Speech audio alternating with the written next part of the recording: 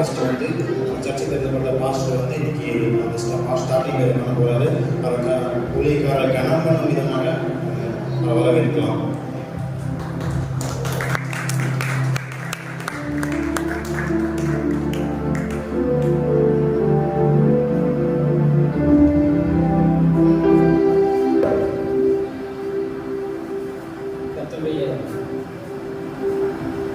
நல்ல நாமத்துக்கு காலையில் நன்றி செலுத்துகிறேன்.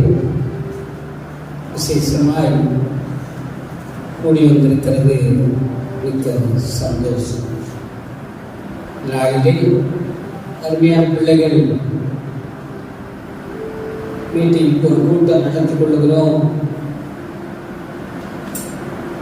இந்த இடத்தை நீங்கள் கொடுங்கன்னு கேட்டாங்க. என்றாலும் எங்களுக்கு அது ஒரு மிக்க சந்தோஷம். ஏன்னா ஆலயம் என்பது எப்பொழுதும் தெய்வ சமூகத்தில் ரூபம் எரிந்து கொண்டே இருப்பது நல்லது.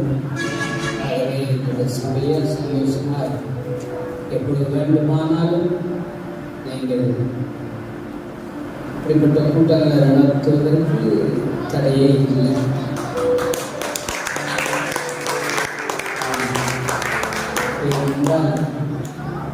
தெய்வ சமூகத்தில் எப்பொழுதும் ஆண்டவருடைய பிள்ளைகள் அவரை ஆராதிப்பது, அவரை துதிப்பது, அவருக்காக ஊழியம் செய்வது மிக்க சந்தோஷம் அல்லவா?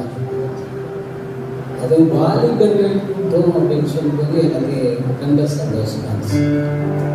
ஏன்னா நான் வாலிப நாட்களில் ஆண்டவரை ஏற்றுக்கொண்டது மாத்திரமல்ல, அவருக்காக ஊழியம் செய்ய அழைக்கப்பட்டேன்.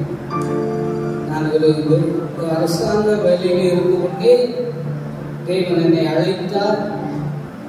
அந்த வாலிப நாட்களிலிருந்து நான் ஆண்டவருக்காக வேலையும் செய்து கொண்டு ஊழியத்திலையும் ஈடுபட்டேன். கர்த்தர் ஊழியத்தை தெய்வ சுத்தம் என்கிற ஊழியத்தை ஆண்டவர் கொடுத்து எங்களை நடத்தினார். நான் ஒரு தனி மனிதனாய் தேவன் என்னை அழைத்தார். இன்றைக்கு ஒரு சில சபைகளோடும் அநேக ஆத்துமாக்களோடும் கர்த்தர் தெய்வ சுத்தம் சபையை அவர் ஆசீர்வதித்து வைத்திருக்கிறார்.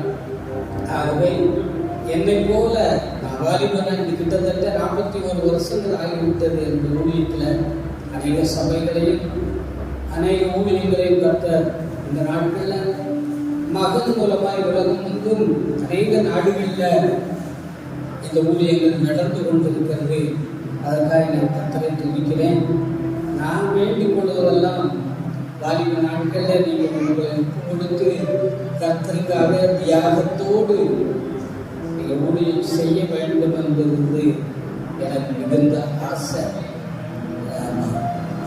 2 தீமோத்தேயு 4ஆம் அதிகாரம் 5ஆம் வசனத்தை நம்ம பார்க்கும்போது கர்த்தருக்காக தீமோத்தேயுக்கு அவர் எழுதும்போது வாலிப நாட்களில் நீ சுவிசேஷத்தினுடைய வேலையை செய்ய தீங்கு அறிவிப்பி என்று சொல்லி அதை எழுதுகிறார். அப்போ வேதத்தில் நம்ம சொல்லுகிறப்ப பார்க்கிறபடி வாலிபன் தன் வழியை இதனால் சுத்தம் பண்ணுவான் என்று சொல்லப்பட்டிருக்கிறது. மாத்திரமல்ல, வாலிப பிராயத்தில் என்னுடைய முகத்தை சுமப்பது நல்லது இருக்கிறது. அலையிலுள்ள அதே வாலிப நாட்களில் அதனுடைய மூலமாய் கர்த்தருக்கு எழுந்து பிரகாசிப்பது இந்த ஆசீர்வாதமாயிருக்கும். கர்த்தர் உங்களை ஆசீர்வதிப்பார், உங்களை உயர்த்துவார். கர்த்தர் உங்களை பலங்களினாலும் பலமையினாலும் அவருடைய சமூகத்தில் நீங்கள் காத்திருக்கும் போது அவர் உங்களை பலப்படுத்துவார். உங்களுடைய எல்லைகளும் தேவன் விரிவாக்குவார். விசேஷமாக மேலுடைய மத்தியிலே இருப்பது ரொம்ப சந்தோஷம். அவர்களை நான் அநேக நாட்களில் பார்க்கணும்னு ஆசை. ஆனால் என்னால் பார்க்க முடியல.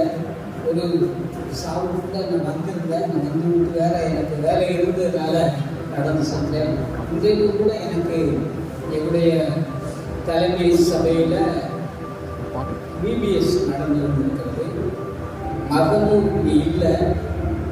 அதனால் நானும் அங்கே இருக்க வேண்டிய சூழ்நிலை இருந்தாலும் நீங்கள் கேட்டுக்கொண்டிருக்கிறாங்க. உங்களோடு கூட இருக்கிறாங்க. நான் ஆண்டவருடைய சமூகத்தில் கலைப்பது எனக்கு மிக சந்தோஷம்.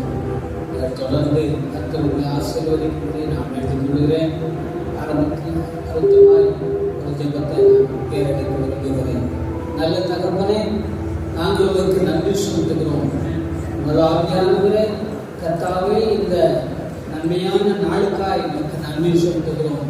இந்த காலவெளியில் இந்த கிருபை எல்லோரும் கூட இருப்பதாக, இந்த வல்லமை எல்லோரும் கூட இருப்பதாக, சேஷமாய் பிள்ளைகளை கொண்டு வந்து ஆண்டவரே கர்த்தாவே அவருடைய கொடுத்த ஊழியத்தை நிறைவேற்ற கர்த்தர் பிள்ளைகளுக்கு உதவி செய்திருக்கிறபடியால் நன்றி.